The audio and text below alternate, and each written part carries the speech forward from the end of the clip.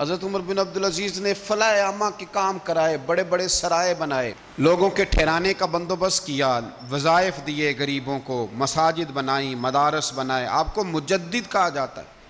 نئے سرے سے تجدید کی، علماء سے پیار کیا، صدقات و خیرات کا ایک ایسا ماحول دنیا کے اندر بنایا کہ لوگ کہتے ہیں کہ ہم زکوٰۃ دینے کے لیے بندہ تلاش کرتے تھے، پر جناب عمر بن عبدالعزیز کے زمانے میں کوئی زکوٰۃ لینے والا میسر نہیں آتا تھا۔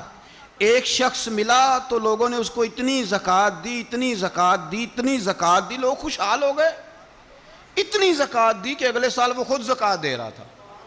حضرت عمر بن عبدالعزیز نے ایسا ماحول بنا کے لوگوں کو دیا، اس طرح کی نوعیت آپ نے لوگوں کو دی کہ خوشحالی نظر آنے لگی۔ ذمیوں کے، غیر مسلموں کے حقوق کا بھی تحفظ فرمایا۔ 39 سال عمر پائی، صرف نمازیں بھی پڑھ گئے، صدقے بھی دے گئے، عبادتیں بھی کر گئے، 2.5 سال حکومت بھی کر گئے، اللہ رسول کو راضی بھی کر گئے۔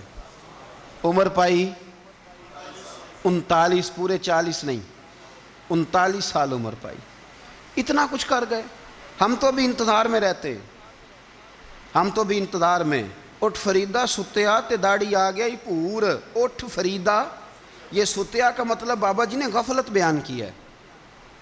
اس کا مطلب یہ نہیں کہ سچی مچی سویا ہوا تھا، کہتے تو غافل ہے۔ اٹھ فریدہ ستیا داڑھی آ گیا ہی پور، اور اگا نیڑے آ گیا ہی، پیچھا رہ گیا ہی دور۔ 40 سال کی عمر میں آپ کو زہر دے دیا گیا۔ کچھ لوگوں کو برداشت نہیں نہ ہوا۔ ایک شخص آیا رکا لے کے، اس نے کہا حضور پچھلا خلیفہ میرے نام 20,000 دینار لکھ گیا ہے، پر وہ فوت ہو گیا ہے، تو آپ یہ رکا ہے، مجھے 20,000 دینار دے دیں۔ آپ فرمانے لگے سنبھال کے رکھ، شاید میرے بعد والا دے دے۔ رکا سنبھال کے رکھ، پر مجھ سے نہ امید رکھنا 20,000 دینار تو میں 20,000 گھر میں دوں گا اور 20,000 چولہے جلاؤں گا۔ میں ایک آدمی کو اتنا امیر کر دوں اور باقی لوگ دیکھتے رہے۔ آپ کو زہر دے دیا گیا، بیمار رہے، بچوں کو بلایا، فرمایا بیٹا میں جہنم سے ڈر گیا تھا، تمہارے لیے مال نہیں جمع کر سکا۔ بزدل نکلا، شدید علیل ہو گئے۔ آپ کی اہلیہ کہتی ہیں کہ آخری وقت آپ کی زبان پر وہ آیت جاری ہوئی، تلک الدار الآخرۃ نجعلھا للذین لا یریدون علوا فی الارض ولا فسادا والعاقبۃ للمتقین۔ فرمایا یہ آخرت کا گھر ہے، ان لوگوں کو ملے گا جو نہ زمین میں تکبر کرتے ہیں نہ فساد چاہتے ہیں۔ یہ آیت پڑھی اور روح پرواز کر گئی۔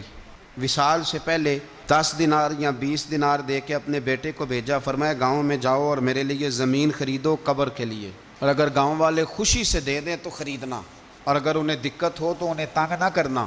10 دینار کی زمین خریدنے کے لیے جب بیٹا جانے لگا تو اس نے کہا حضور کچھ لوگوں کی خواہش ہے کہ آپ کا جسد خاکی مدینے لے جایا جائے اور نبی پاک علیہ السلام کے پہلو میں آپ کو دفن کیا جائے۔ آپ فرمانے لگے پتر میں اس قابل نہیں ہوں کہ حضور کے ساتھ دفن کیا جائے، نہ میں اس قابل نہیں ہوں۔ اس طرح کرنا، میرے پاس حضور کے کچھ ناخن اور بال ہیں، جب میرا انتقال ہو جائے تو میری قبر میں رکھ دینا۔